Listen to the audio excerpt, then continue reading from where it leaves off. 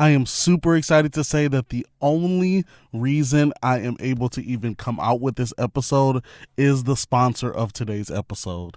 So, if you haven't heard about Anchor, it is one of the greatest things to use to make a podcast. First, it's free. Second, they have all these tools that you can use to record, edit your podcast right from your phone or your computer. I do it from my phone because it's much easier. I literally just bought one of those mics from the Apple store, plug it in, and now I just talk and it's great. Also, you can distribute the podcast wherever you want. Anchor does that for you. It can be heard on Spotify, Apple Podcasts, I think Stitcher, so many other places. And you can make money from the podcast. And yeah, you can start it right away with an advertisement like this. So make sure you download the free Anchor app or go to anchor.fm to get started. It is everything you need to make podcasts in one place. What's up, everybody? It's Dante, aka the Forensics Guy, and you are listening to the Forensics Experience, the podcast where we discuss topics in the speech and debate community with the world's most influential coaches, students, and alumni in the activity. And today, I am beyond honored to be sitting with Mr. George Lee Jr. It is just a super big honor. He is an amazing influencer, speech and debate coach, doing some really great things. But I'm going to give him an opportunity to introduce himself. So feel free to take it and let us know a little bit about yourself and what you do for the speech and debate community. Man, shout out to you, man. Appreciate you for having me on. It's course. George Lee, aka Conscious Lee. Don't forget the Lee. Y'all can find me at georgeleespeaks.com.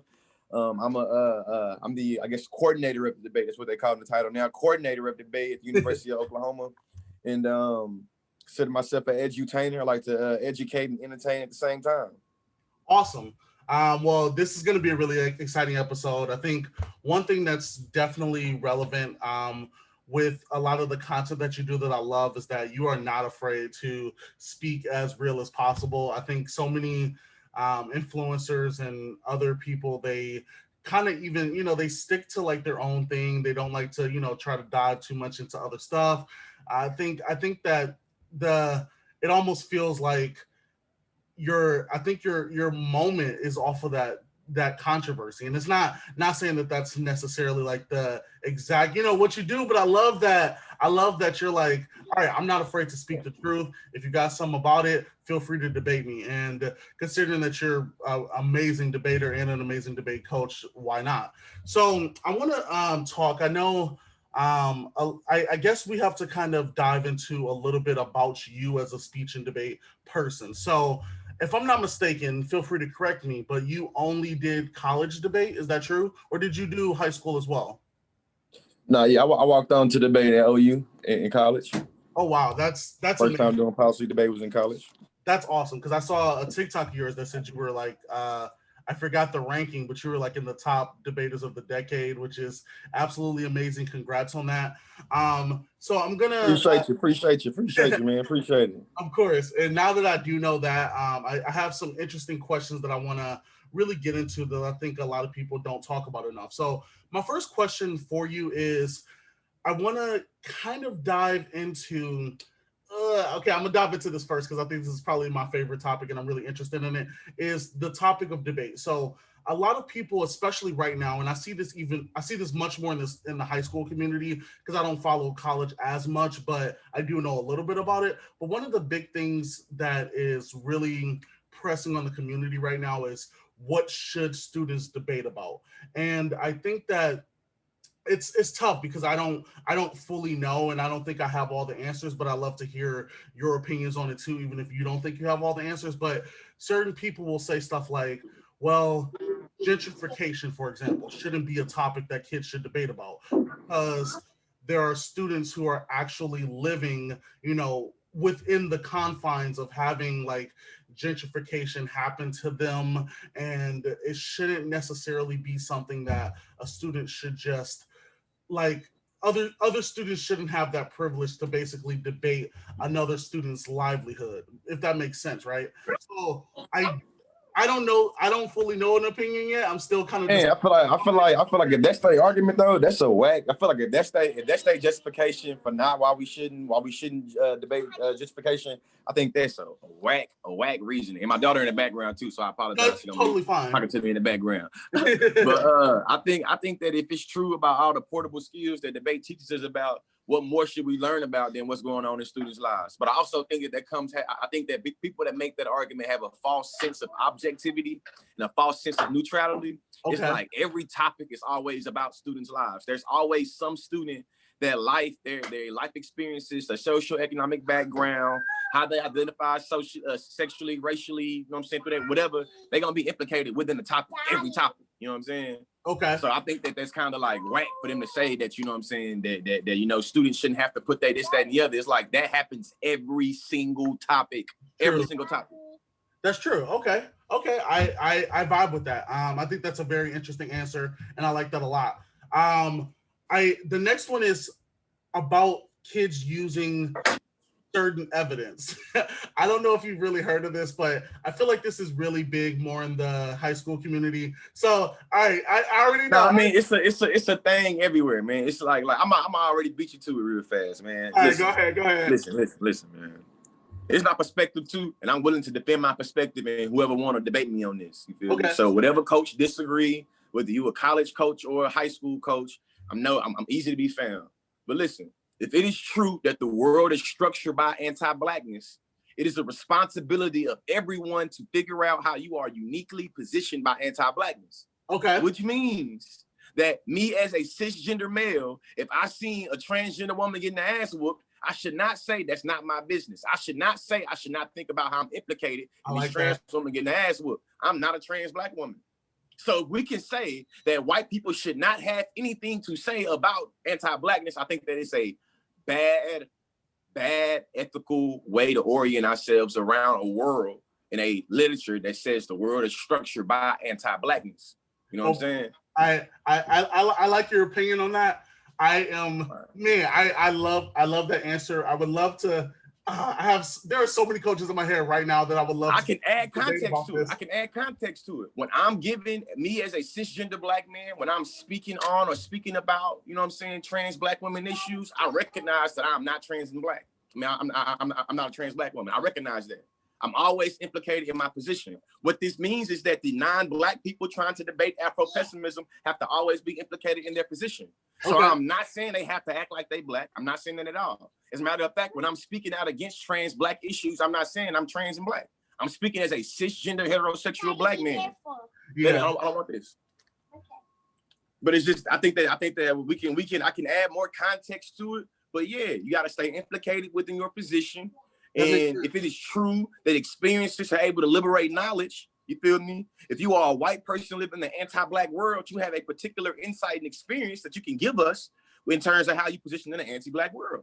I like that answer. I think this is so. I think with this, I dive into a lot of people are talking about right now. I think the reason so many people have that opinion that might be opposite of what you just described is because where can you draw the line for us as an audience where, like, what makes that different than, for example, some people will say a man shouldn't be deciding the laws of a woman for like abortion and things of that nature and stuff like that. Like where do you draw the line of deciding like what you can debate about or what you can like specifically have an input on? Because that's the only difference really is that you're also making the laws, but why is that? Would you deem that to be okay? Like for, a lot of people will say like, oh, these 50-year-old white men saying that a woman can't do this or something. What did you say about that? I think that it's a false equivalency, man. I think that if 4 white kids are standing in a high school debate around hold on, baby. Wait.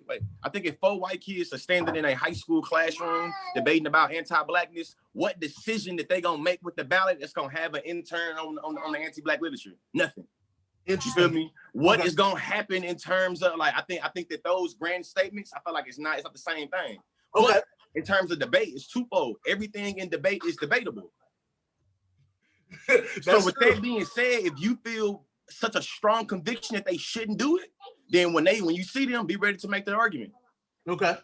That's point blank period. You feel me? It's debate. It's everything is debatable. When we start having them more arbitrary things, to me, I feel like debates start dying. You know what I'm saying? And let's be honest, when it comes to spaces and power in terms of reproductive rights and reproductive, you know what I'm saying, labor, we know that, you know what I'm saying, a lot of those spaces gonna be predominantly male.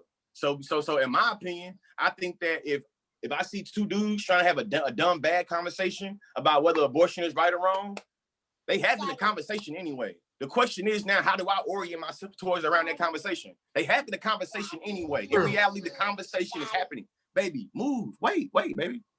Go watch that, baby. You have, I got your phone, baby. Go get it. No, that's a really good point. It's happening anyway. The reality is that the situation that you're criticizing is happening. It happens. The question is, when it happens and how it's happening, what are you doing about it? And saying and living in la la world and saying we shouldn't do it, it's like that don't get us nowhere because it's happening. Yeah, we shouldn't do it, but it's happening. Yeah, people shouldn't be in poverty, but poverty exists. What are we gonna do about it? I like that. So I mean, I like that, especially because I think in its essence, if you're not gonna the education space is meant to be almost, separate of the real world, in my opinion. So having that space to use it in an educational format is positive because it's going to hopefully help in the grand scheme of things. And like you said, those conversations are going to happen. Those debates are going to happen. So what are we going to do about it? How are we going to basically facilitate those debates? So I know a lot of people, I don't know if you read the article. It might have been, I'm going to guess like 2 or 3 years ago now, where I might slightly butcher it, so apologies. But like basically they were saying that they couldn't use like Ben Shapiro and Around as their evidence, and then they got disqualified for it. I guess I'm gonna move that towards a different question. If what you say is true about having the debate space just be the debate space, what do you personally think about having like paradigms and as a judge? Like, can I tell the students what they should be debating about or how they should debate it? Or should I just look at it from the opportunity of them debating it and judge them based on what they do? I mean, I think that paradigms is important because us as human beings, when we interpreting something, our perspectives and our understandings and how we process things is going to be a part of our interpretation. So we might as well be upfront about, you know what I'm saying, the implicit bias that we have as, adjudicators of the debate.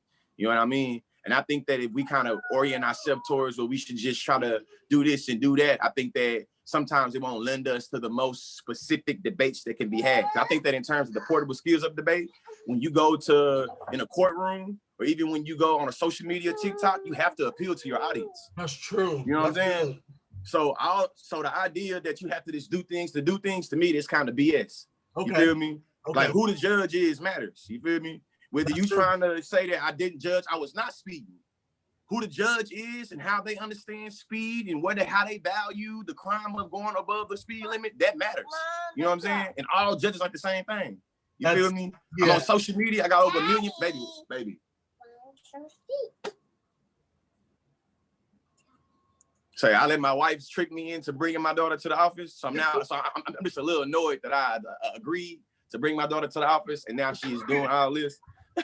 Like, baby, I think the audience left you at the house and came to work and did this interview, but they were my debaters, and then came in this. But shout out to all the parents, though. You know what I'm saying? Shout out, it's all this going down. I'm just thinking like, why did I agree to tell my wife I would bring my daughter to the debate office, knowing I'm not gonna be able to pay attention to her like she want me to?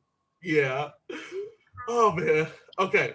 No, I think even with everything going on, I think people are hopefully enjoying the episode right now. Yeah, I hope they following this though. Just like in the debate space, if Ben Shapiro little, you know what I'm saying, little followers want to get that work in the debate space, let them get that work. You know what I'm saying? Don't disqualify them. If you think they lost the debate because they were being unethical, they were being immoral, tell them that. But don't say they disqualified because they read this and read that. Like, it is what it is. Okay. You feel me? Ain't no need for everybody now to try to act like they just, you know what I'm saying? Like to me, them type of ethics and morals in debate, it started getting into that weird space of liberalism where it's like we get to be offended by something, we can take it out the way, and everybody get to be what they want to be. Except I ain't with it. You feel me? I ain't with it. You know what I'm saying? I think that because going back to social media, the Ben Shapiro's and people that think like Ben Shapiro, they exist. You're not gonna be able to disqualify them when they comment in front of your comments. You know what I'm saying? Comment on your content. You're not gonna be able to disqualify them when they start sharing their videos. So how is you in this space right now gonna prepare you to deal with Ben Shapiro's? I think that high school that did that lost a great opportunity to make it where our students will know how to deal with, you know what I'm saying, them Ben Shapiro's. Matter of fact, I think of some evidence when I was debating undergrad, that Shapiro evidence about how the arrogant neocons of the Bush administration learned their ability to disarm and oppress people by doing, you know what I'm saying, policy debate. Yeah. All Ben Shapiro doing is being able to deploy his pseudo policy debate skills on little high school, on little college kids, you know what I'm saying, that's asking them, you know what I'm saying, in a Q&A. What better for the people to really truth test this and to bring it in debate? Yeah. Come on, bring it. I like that. What? Y'all say West is best. You say American hegemony. You say everybody gonna die economic extinction. You say that if this brown country get a nuclear weapon and that brown country get a nuclear weapon, oh, those brown countries so irrational, we gotta watch them. So America, come on, we do that anyway. Why you want to act ethical now? Why do it now? If you're gonna exclude Ben Shapiro, you gotta exclude West is best arguments. You gotta exclude American hegemony arguments. You gotta exclude American leadership arguments. You gotta exclude util arguments. You gonna do that? Hell no. So don't pick and choose now. And that's the energy I'm coming with. Like, I ain't trying to hear that. Like, come on now. That's fair. I totally understand, and I think for the audience, one thing to keep in mind is that all speech and debate spaces aren't always liberal. Like, I think people forget that. Like, I think that's what, because I mean, to be honest, like when I walked on to debate in 2010, I had to debate against big stick impacts about the West is best. About American imperialism being good. About, hey, George, you said some things about white supremacy that's happening now, but that only happened to a couple people now. The AV talked about everybody dying next week. So I'm sorry for you and your people in the hood that's going through shit right now, but that's just in the hood. We care more about what's going. Come on now, that's how debate's still going on. That's how I got it brought into debate. Yeah, no, and I think obviously if we looked at, that's not liberal. Yeah, I think if we look, well, no, you're right though. You're 100% right.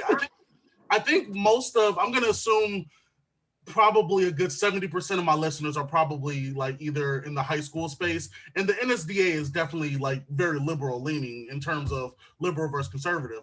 I think, you know, there's conservative spaces like the NCFCA, which is the national, what is it, the National Christian Communication something. Yeah. I forgot about it, but you know, you have those spaces too, and like you said though, I think that we have to be able to just be open to whatever debates come along, and in the big picture, simply what I'm saying is debate should just be seen as a training ground to deal with the real world. Yes, there are certain elements in the real world that you cannot control. There is no need for you to try to micromanage when it happens inside of debate. You feel me? Just like there are Afro-pessimists within debate, there are Afro-pessimists outside of debate. As a matter of fact, to take it better, all the literature that you read, I don't care if you're a high school debater, I don't care if you're a party debater, I don't care if you're an LD debater, none of these people, 80% of the literature you read, they not writing it for people to debate. They writing about real world stuff. That's true. With that being said, stop trying to act like and prioritize debate competitive equity as being the most important thing, because that's fake. That's not keeping it real. And how I'm in the top 20, you know what I'm saying, for the decade, is being able to use all the dumb debate norms against itself. I like that. That's stop true. Playing, y'all. Like, stop playing, y'all. The people that listen to my voice, stop playing these neutral, objective games where you trying to really sustain the romanticization of debate and making it like when the debate activity was made, it was created with people that had my voice and that looked like me, because it wasn't. So when you try to keep on to these old stale, traditional understandings of standards and fairness and predictability, you ain't doing nobody no favor, and you playing the, like, I'm trying to watch my mouth. Yeah, but at this point, I know also in high school, y'all have had a few TOC, people with TOC bids that are K debaters. You feel me? Y'all have had a few people that's made it to late out rounds that are K debaters. Yeah. Stop playing these old fake line framework games about, oh my God, I'm unprepared. Stop being prepared to say you unprepared. And stop acting like the world doesn't exist around you. There's been NDT winners that talk about race and racism. You should be prepared to talk about race and racism. Like, wait, close the door. Oh man, I love this. You should be ready for that. Like, listen, Ryan, matter of fact, Davon Love and Devin Cooper won CETA in 2008. After 2008, none of you fake policy debaters have no experience. Stop. I'm gonna take my daughter home. none of you fake policy debaters now have any notion to try to act like you don't know what's going on. Stop acting like that. Stop doing that. That's being fallacious. It's being disingenuous. It's not good for education. It's not good for retention of debaters that's not white. You feel me? It's not keeping it real. Yeah. What you mean you didn't know they was going to talk about racism? They've been talking about racism all season. What you talking about? You knew when that pen came out and that school that you read that you was debating against, you knew what they was gonna talk about. Why you gonna get in there? Oh my, you still ground. We were unprepared. This is unfair. No. What's unfair is that you think that you don't have to go to this side of the library. That's what's unfair. Yeah. You feel me? What's unfair is that you don't know what's going on in the hood. What's unfair is that you say switch side debate is good, but you ain't never switched sides to the opposition of the state. So if you say switch side debate is good, when have you went against the state? When? Because on the ass, you say United States federal government should. On the negative, you read counter plans of saying United States federal government should. Or you read this ads. So when do you go against the state? You never do. So these are fake notions of switch side debate. These are fake notions of preparedness and fairness and ground and No, that's a good point. That's all I can say with that one. I like it. Man, do college? I'm not into the college space. Do they do switch side debate in college? Yeah, they do. They do switch side debate in college. Listen. The master signifier in high school and how y'all get all those weak college debaters that's sorry as mugs in college, and they try to come to high school and give all the high schoolers they blocks they writing that ain't working in college but work for the high schoolers. That's what's going down. You feel me? Yeah. So they literally most of the high school debaters is getting the blueprint and getting the framework of how to disarm all the K's and what to say to the front. They getting that from Georgetown and Northwestern and Berkeley. You feel me? Yeah. Come on. I see. Hey, listen. I'm not that active in high school debate, but I ain't stupid though. I know all these people in I know all these people in college getting all this high school money. They going to all the high school debate tournaments, and all they doing is copy pasting blocks and giving it to these students. So yeah, what y'all doing in high school come from where I'm at in college. Fair. That's what's up. I know you got your baby girl, and I don't want to take too much of your time. So we'll make sure. I'll make sure to keep it down to at least like no more than another like 5 or 10 minutes. Okay. But I don't know if you had any experience in the speech world, a part of speech and debate. But I did kind of want to. That's what I did in high school. In high school, I did a little bit of domestic extemp. Okay. And I guess foreign extemp. I wasn't that good at it. And I did some poetry. And that's how, and I feel like that's how I got the confidence to be able to do poetry in college debate, because that's what I did. That's what I learned how to do anyway. Poetry is my main category. I was doing this since the 80s. Yeah, poetry and STEM. I wasn't that good. Shout out to the who was it? UIL of Texas. Debated in UIL, or I guess might have been some in Texas. I wasn't that good. I debated for about a year. I did it for UIL. UIL. I did it for a year. I did it for like a year and a half. Nice. Well, this is great because I kind of want to. This question technically kind of stems from a TikTok you did, but also a little bit. It's kind of a mixture, but I'll kind of try to navigate the question of how I want to ask it. But you had a TikTok where you talked specifically about people who got basically their claim to. I guess I'm gonna paraphrase, so you can totally feel free to be like, "Hey, yo, that ain't how I said it." But it sounded like you were like, people like Martin and Jamie Foxx, they kind of got their claim to like fame by using the culture or the like caricatures of Black women and using that to like be funny. So I kind of want to ask that about, I guess to speak on it more in the speech and debate space, obviously to make it relative. where do you think the line is drawn for a student being able to do that? Like if you saw, like how would you feel if you saw a white kid that was doing a PI piece and they were acting as if they were, you know, like the what you would call probably, in lack of a better term, the ghetto black girl.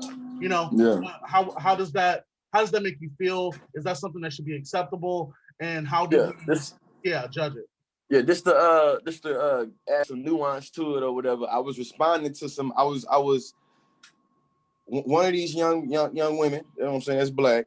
Was trying to get the attention of a bigger content creator. You know what I'm saying? That is, you know what I'm saying, a black man. That's actually, you know what I'm saying, a gay black man. That I guess he felt like, you know, when he's doing these performances that he's not necessarily acting like a black woman. He's, you know what I'm saying, whatever. So I was trying to add nuance and giving a criticism for how as consumers of entertainment, sometimes we are more entertained by people acting like black women than we are with actual black women. And then somebody in the comment section was like, that's not true. People been doing it. Jamie Foxx did it, this, that, and the other. And I think that Jamie Foxx and Martin, they are brilliant comedians, and they do way more stuff than just that. True. I'm just accounting for how their structure, how they frame and career is also structured with being able to do this type of comedy. I'm not saying that their entire fame comes from riding the coattail of black women. I'm not. Okay. That's what I want to make sure. I'll be clear. I want to say that I'm not saying that's what you're saying, but I know that's how my words can be interpreted. I want to make sure I'm not interpreted that way.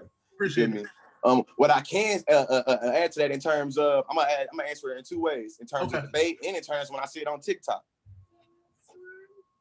When I see people on TikTok act like the hot Cheeto girl, and they think they're saying hot Cheeto girl is a substitution for saying black or for acting like this very urban, ratchet, this, that, and the other, they're getting away with something, not cool, not with it. But in terms of debate, I feel like there has to be the education where it's like, I feel like I would rather read somebody their rights and demolish them for doing it in debate. Okay. Than trying to tell them, you know what I'm saying, that instead of being like, this shouldn't be allowed. Don't get me wrong, part of my argument is gonna be that it shouldn't be allowed, but I want to make the argument. You feel me? Yeah. I want to make the argument. I want to make the argument. You know okay. So I'm hey. So I'm interested in it's the last part. Okay. I want to make sure I keep this down. So I think I've heard other coaches, and especially coaches that aren't of color, you know, have different, we'll say, opinions about these things. So for example, I had Ernest Chomicki on a podcast of mine, which I don't know if you know him or not, but anyway, we were specifically talking about, there was this moment where I told him, I overheard a white coach saying to like her students at like NSDA Nationals, probably, I think that was like 2017, maybe, if I'm not mistaken. But anyway, she said, she was like, well, if my white kids did a piece about the black struggle, they'd easily win nationals or something. And that might have been like 2018, because I think that was the year where like Carleon and all them won. But anyway, she was kind of saying like, there isn't like, the only reason certain people are doing. Okay, Karen. You know okay, Karen. Yeah. Like, okay, Karen. Listen. I hate to even flex like this. I hate to be that person. But coaches like that, they get jobs at summer camps, and they get to teach they debaters to do it, and they get confidence to do it. They have to deal with people like me that coach and also debate. One of the reasons why I had a great, easy time of coming in, walking into the debate activity, and being able to get crushed for 2 years, and then being able to crush for 2 years, was because coaches like that give and literally empower their students to say stupid stuff like that. And I get to go into the debate and literally intellectually eat their lunch and wipe the floor with them. That's nobody real. Says I should know that back, because some people do be bad making bad arguments like this. 80% of people don't say vote for me because I'm oppressed. Yeah. 80% of people do not make arguments that say racism is bad, therefore vote for me because racism is bad. 80% of people don't say I talked about the struggle, so vote for me because I struggled. 80% of debaters don't say because I rap and you like my rap, this means vote for me. Yeah. 80% of those debaters don't say that. True. You feel me? Now, if you want to try to say that because 20% of the people that you say that debated in a very horrible way do that, and you want to ascribe it onto the rest of the 80%, you're going to lose those debates. With this being said, this is the same thing of when of me with my dreadlocks and my 6'1" frame walking around the University of Oklahoma. That sentiment is the same thing as saying he only got his job because of affirmative action. Wow. That's the same thing. That's saying the same thing. Yeah, feel me? The only reason why you here, actually, I've been on this campus for 10 years. I didn't want a national championship for this place and all that. But you know what? You see how I'm dressed today with my jumpsuit on? They might ask me what number I am. You feel me? Yeah. It's the same thing. The same thing. You think that the presence around the ballot is predicated off of some stereotypical trope that's pathological. That's true. Just like when white folks think that the only reason why I'm at University of Oklahoma is to play football or because of affirmative action. It's the same mindset. It's the same thing. Yeah. You buy into Black victimization so much that you inscribe and project it on the other people. Take your L. Take your L with dignity, man. True. Show your kids how to have some integrity.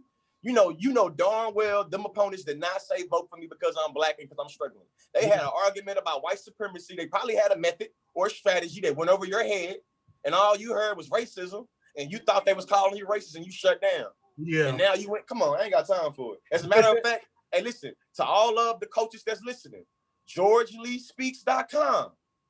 I have 3 specific different lectures/workshops that I can work with you on dealing with diversity and inclusion from an argumentative debate perspective, as well as being able to talk about civility in the workplace as debate coaches, especially if you call yourself working in a UDL or working around UDL debaters. I love it. GeorgeLeeSpeaks.com. Send me an email and we can talk about, you know what I'm saying, what I charge, because it's definitely this intellectual labor, this emotional labor, this passion gonna cost you. You feel me? But GeorgeLeeSpeaks.com. And I can work with you. You feel me?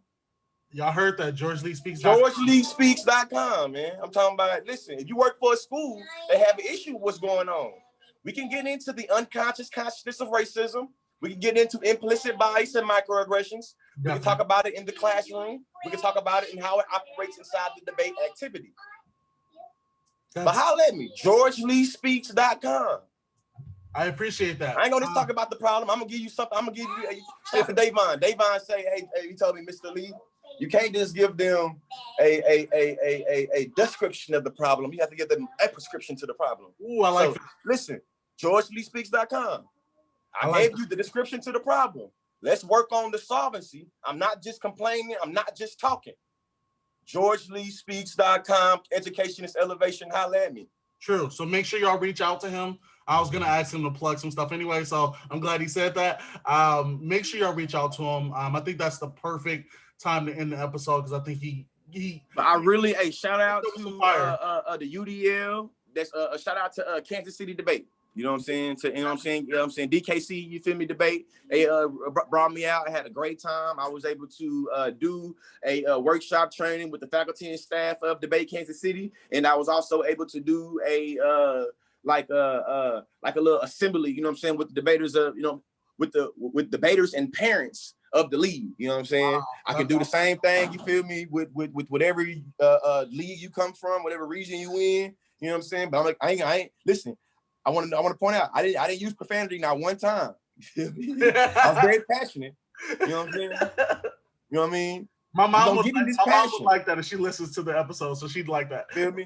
I gave you this passion, and you seen how it was very, you feel me, raw and organic, but it wasn't, you know what I'm saying, with profanity or swearing, what some people will call it. Yeah. I'm gonna keep it this energy. You know what I'm saying? But holla at me, GeorgeLeeSpeaks.com. And if you're interested in following me on social media, The Conscious Lee, all social media platforms, The Conscious Lee. All right, The Conscious Lee, y'all. Make sure y'all follow him. Hopefully, y'all know how to spell conscious.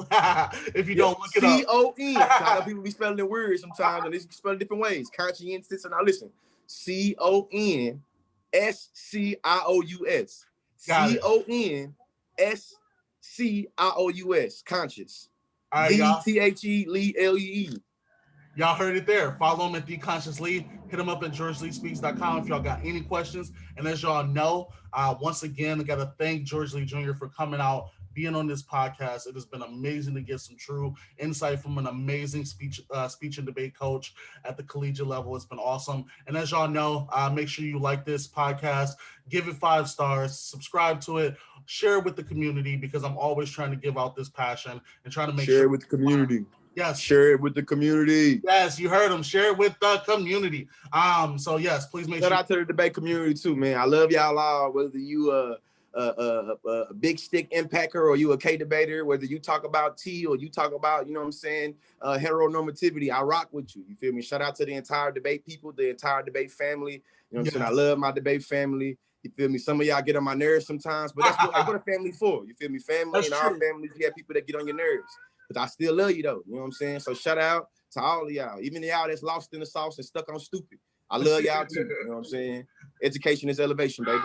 Definite. All right. Well, thank you once again for being on the podcast. Y'all can follow me. You already know the Forensics Guy on any social media platform, and make sure y'all follow George Lee Jr. At The Conscious Lee, or follow him or hit him up on GeorgeLeeSpeaks.com. And that is it. I hope you all have a wonderful day. Thank you so much for being on the podcast again, and thank you all for listening. Peace out. All right. Thanks again, man. Thank you for being on the podcast. It's been a true honor. I'm glad you no problem, man. Appreciate you for having me on, man. You know, yeah, man. Yeah, definitely, man. Appreciate you, man. Listen, I know I've been hard to get a hold of. I'm getting organized and struck. I'm just now getting used to so many people pulling at me. So I feel that. I'm getting used to it. I'm getting, you know what I mean? This is a new space I'm in now. This past 6 months, I'm in a whole new space. I totally get it, man. I've been following you since I think I've been following you probably since you had like 60,000 probably, or less than that. So I've been on you, man. Keep doing it. Appreciate it, man. Bro. I already love what you own. So keep inspiring the community, man. And too, man, don't be letting them old suck ass, you feel me? Well, don't let them play you, dog. I know the reason why I don't deal with high school, because I ain't got time for the politics, you know what I'm saying? And I can tell that the politics in high school debate is a different monster. And that's the reason why George Lee consciously ain't been down there. You feel me? Most you can do is catch me at a high school, college. A high school summer camp. Other than that, I ain't really got time for that. Like, man, boy. True. I feel that so much, man. You don't even know. But them old school, well, I'm already knowing some of them old heads that's been in debate longer than I've been alive. I'm not gonna be able to tell them nothing. Yeah. I'm lucky in that my speech is my main thing. So if it's in like interp or anything like that, that's where I really rock. But I know debate, but I prefer to rock. I prefer to just stay in my lane. Like, straight up, huh? Oh man, but thanks again for being on the episode, man. I'm gonna go. All right, man. Let me get to these debaters, man. All right. Take it easy.